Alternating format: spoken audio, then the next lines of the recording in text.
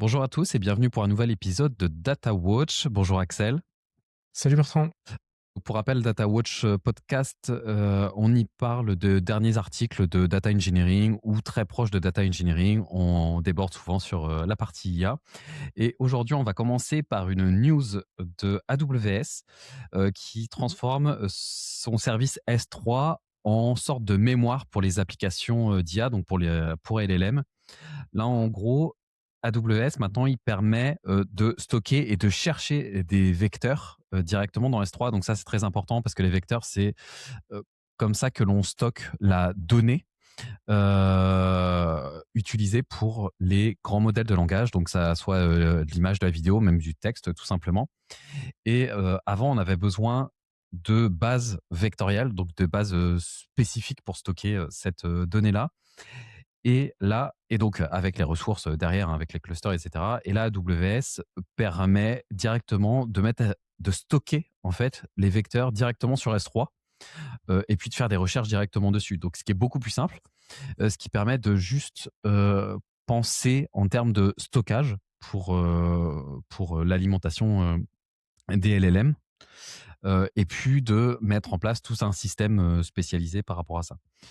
Ce qui permet d'éviter donc aussi de faire du sharding. Donc, c'est-à-dire que on devait aussi déployer les données sur plusieurs nœuds différents, gérer les clusters, enfin ce que je disais tout à l'heure.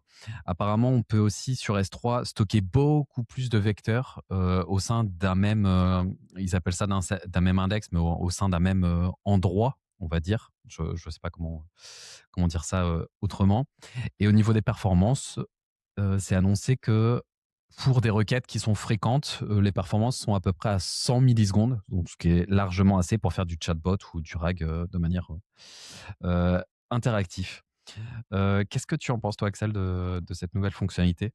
Bah, ça va être de plus en plus utilisé. Mmh.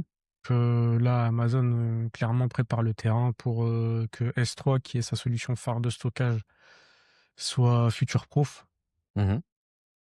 Ça va être un pilier, je pense, de pour leurs produits d'appel vis-à-vis de l'IA, quoi.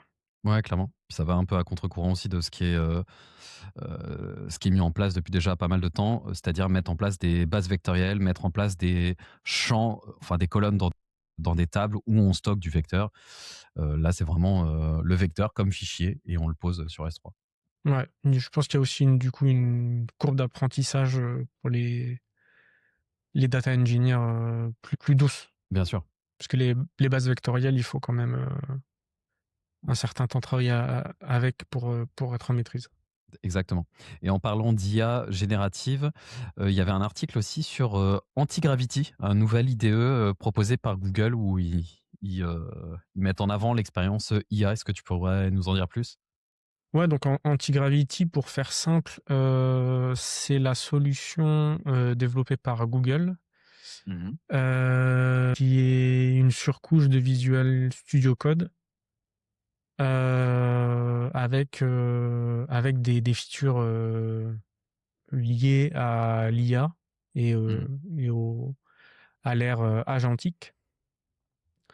On connaissait déjà bien Cursor et Windsurf.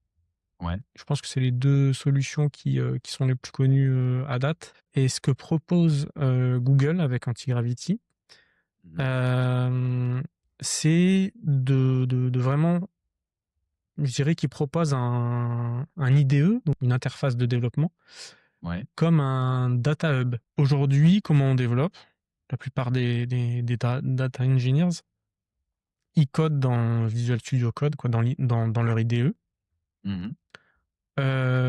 Ils jouent les requêtes et regardent leur modèle de données dans, par exemple, BigQuery ou Snowflake ou dans une interface dbt Cloud, peu importe.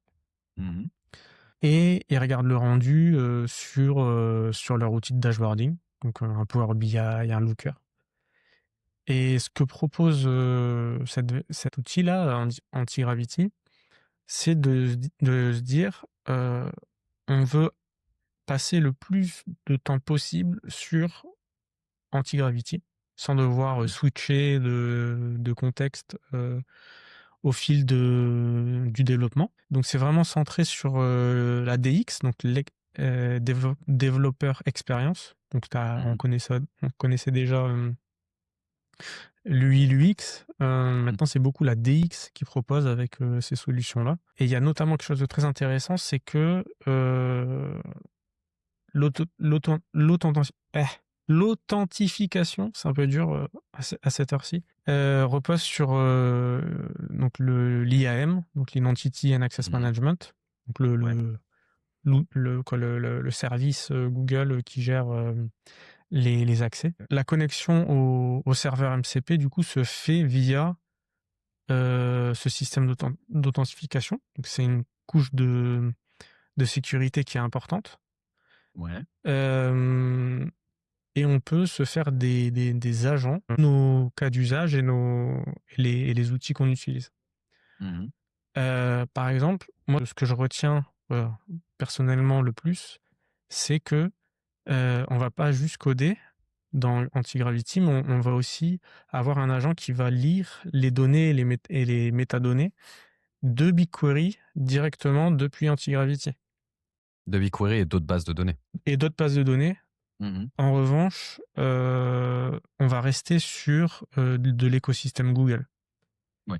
Vu que ça repose sur, IAM, ça nous contraint à rester sur toutes les solutions, proposées par Google Cloud. OK. Alors c'est hyper pratique.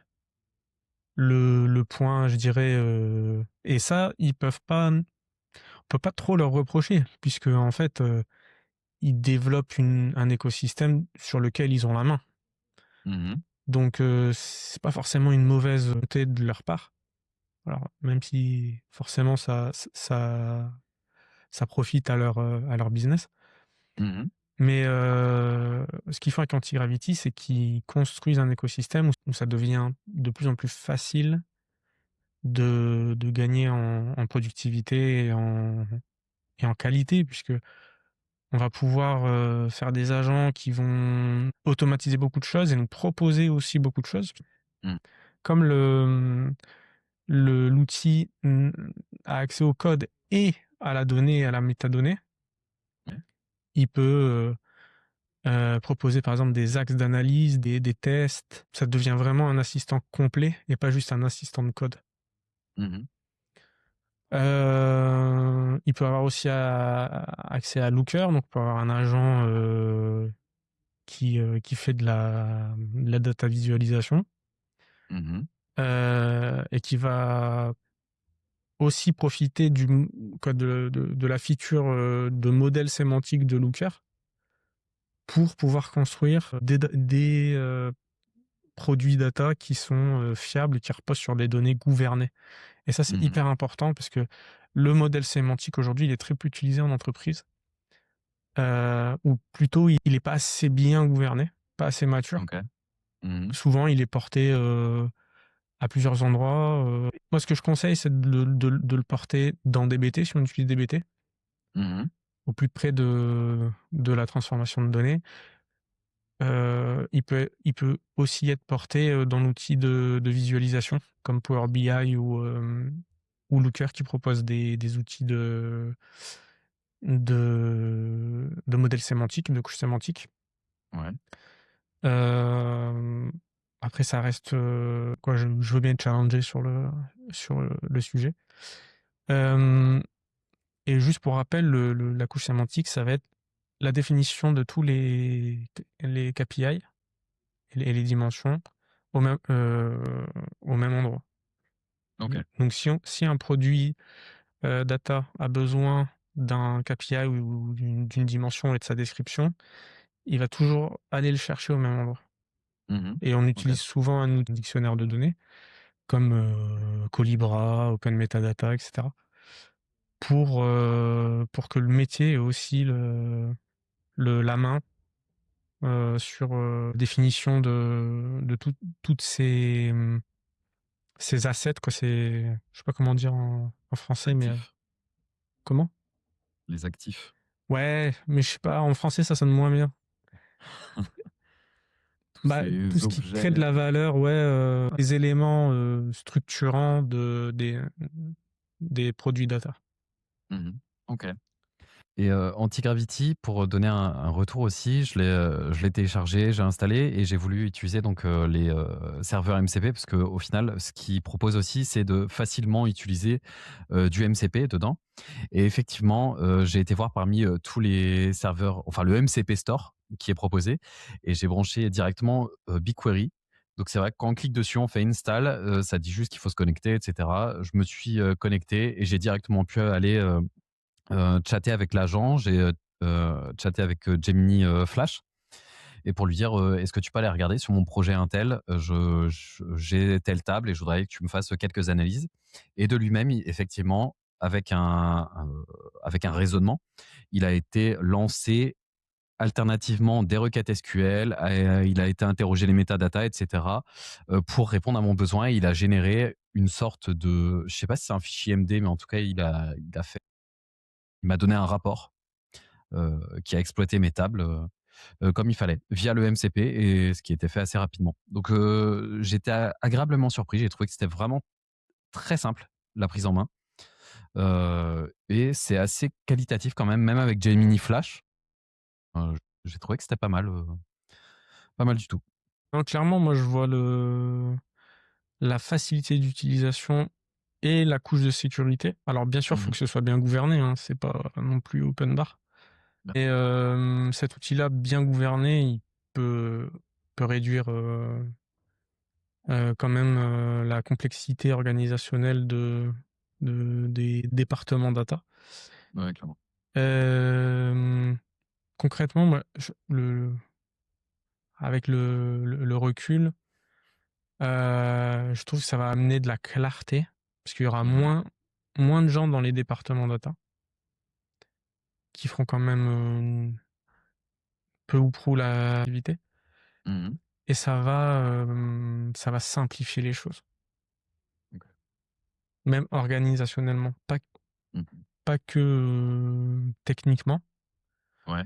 mais je pense que ça va amener une productivité au service de l'organisation. Ouais, clairement, totalement en phase. Et pour parler du dernier article, c'est, Databricks qui permet d'exploiter Excel comme, source de données.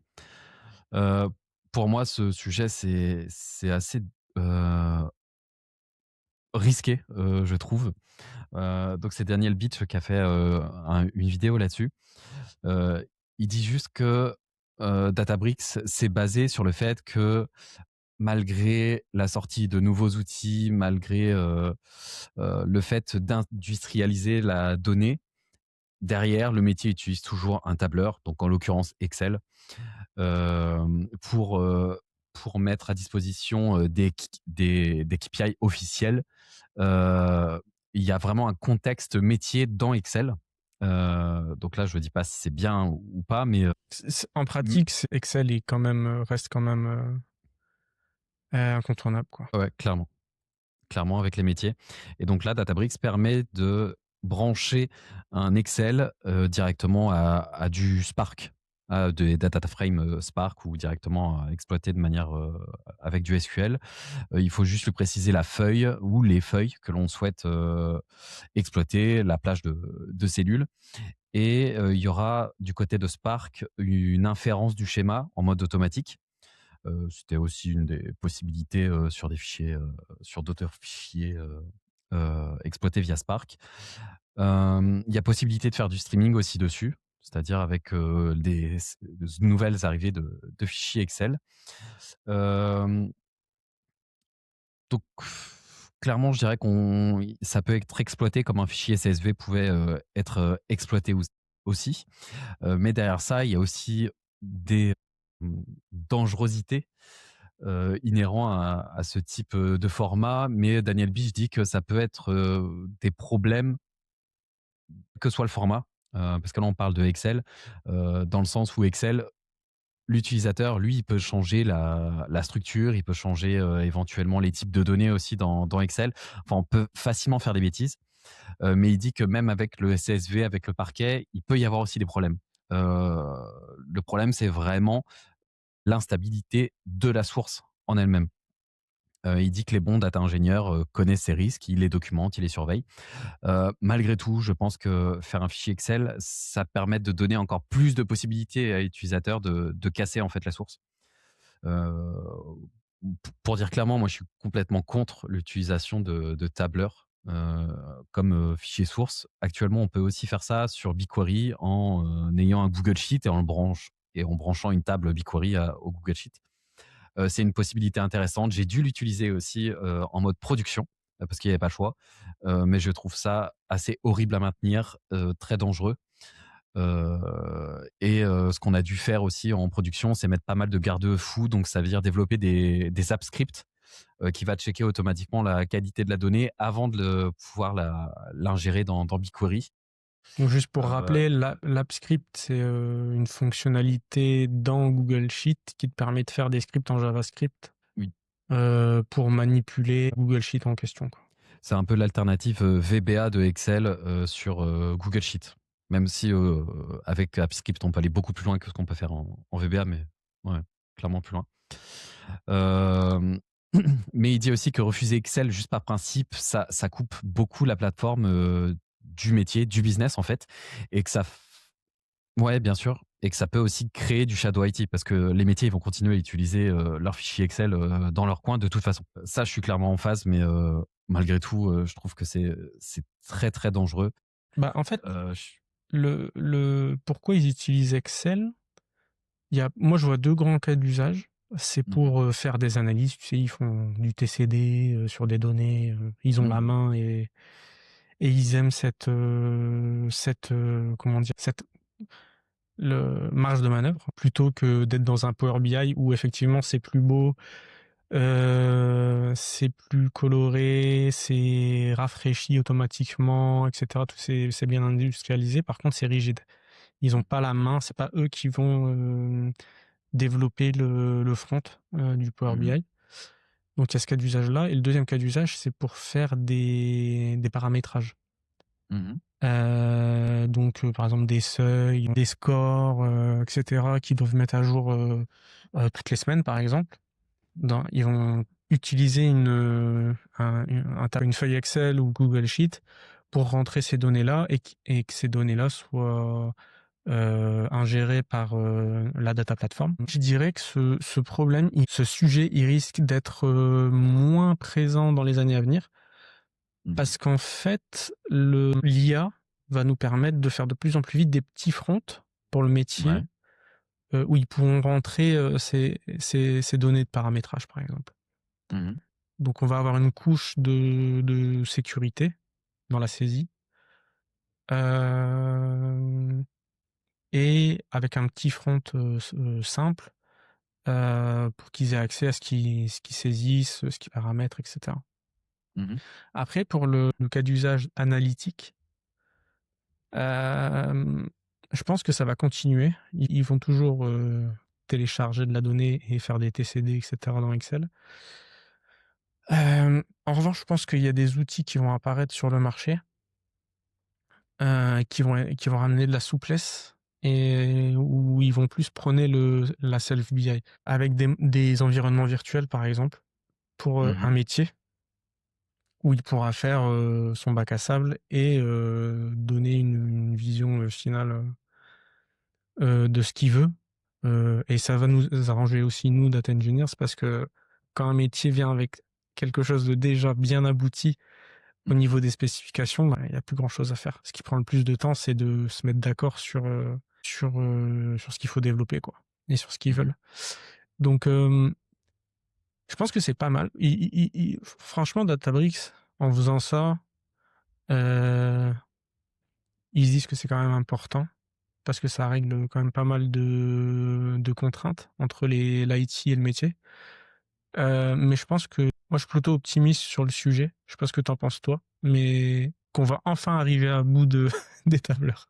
Je sais pas si on va arriver au bout des tableurs. Parce que je vois bien l'usage, surtout en sortie. Enfin, déjà, en exploratoire, on va dire. pour essayer de changer, et cetera. Le fait d'avoir aussi, à la fin, une restitution, BI, avec, du Power BI, du tableau, et cetera. Souvent les utilisateurs, ils vont quand même exporter les données, pour essayer de manipuler, plutôt ça dans Excel. Là, je le vois bien. Ça, je sais pas si on va s'en débarrasser. Ça, je suis pas sûr, même si après il y a de l'IA générative. Moi, j'espère juste qu'on va se débarrasser, sur la donnée source, justement, dans ce cas-là. Je me demande après si Databricks, c'est pas juste pour attirer des nouveaux clients, pour dire: vous êtes tous sur Excel ou sur un tableur, vous pouvez quand même venir chez nous, vous allez pouvoir les exploiter. C'est un produit Heu d'Apple. je pense, oui. Mais pour moi, ça reste très risqué de faire ça quand même. Surtout là, tu parlais de seuil. Je me dis que ça, c'est toujours quelque chose qu'on peut faire directement sur le BI, sur le tableau, sur Power BI. On peut toujours mettre un slide de seuil, etc. Et on joue avec les données. Et justement, si l'utilisateur a besoin de jouer avec les données, je ne sais pas si en tant que données source, c'est l'idéal aussi. Parce qu'on perd pas mal de l'avantage du tableur. Parce que le tableur, c'est le fait qu'on puisse être flexible, qu'on puisse changer pas mal de choses, qu'on puisse le paramétrer comme tu le disais. Mais si on le met en tant que donnée source, là, il y a quand même beaucoup de choses qui vont être rigidifiées, qui vont être cadrées, parce qu'ils vont pas pouvoir changer tout le temps, le cadre, de leur tableur. Il faudra que ça reste, justement, pour que ce soit une vraie donnée source bien exploitable. La mise à jour des données, c'est autre chose. Moi, ce que je constate, dans la pratique, c'est que, en fait, ils veulent pas mettre du temps, donc du budget sur, Mmh. un petit front, pour, gérer ce genre de Mmh. alors que si c'est vraiment important et qu'il faut sécuriser le pipeline, bah, il faudrait prendre le temps. Clairement. Mais ça, c'est pas nous qui décidons, de l'allocation du budget, eux, j'ai j'ai envie de dire, ça reste que de la technique pour eux, ils y voient pas forcément l'intérêt et c'est aussi Mmh. difficile de compte au métier de ces problèmes-là. En fait, quand il y a un problème de quelqu'un, du métier qui rajoute une colonne et qui pète tout le pipeline, parce qu'il s'est pas rendu compte que rajouter une colonne, ça cassait le schéma de la table, Mmh. bah, tu vas dire ça, bon OK, c'est réglé quand? OK, bah, ça Ouais, arrive. clairement. Je me mets dessus, je corrige monsieur. C'est que voilà, c'est comme ça que ça se passe en pratique. Donc je pense que c'est aussi une question de volonté et d'instauration des bonnes pratiques dans les c'est de la data literacy. Mmh. C'est de la vulgarisation des bonnes pratiques aussi, à faire et il faut que tout le monde joue le jeu. Ouais, Mmh. ouais, clairement. Merci Axel. C'est à toi. Merci à tous pour votre écoute. Pour rappel, vous pouvez retrouver le podcast sur les différentes plateformes Spotify, Apple Podcast, YouTube, et peut-être d'autres aussi, plateformes. Si vous souhaitez aussi continuer à échanger sur les sujets, dont on a parlé aujourd'hui, n'hésitez pas à mettre des commentaires, on pourrait échanger ou nous contacter directement sur LinkedIn, Axel et moi. N'hésitez pas aussi, donc j'ai une newsletter aussi qui parle un peu de sujets de data engineering. Et il y a pas longtemps, donc j'ai sorti aussi une formation, SQL sur, BigQuery. Donc n'hésitez pas si vous avez des questions. Et puis on va se retrouver, d'ici, quelques semaines, Axel, peut-être avec un sujet, avec un épisode spécial, peut-être. Ouais, spécial sur une technologie, qu'on apprécie tous les 2 Ouais, avec, ouais, un invité. On va voir, on prépare tout ça. exactement. Merci encore à tous et à bientôt.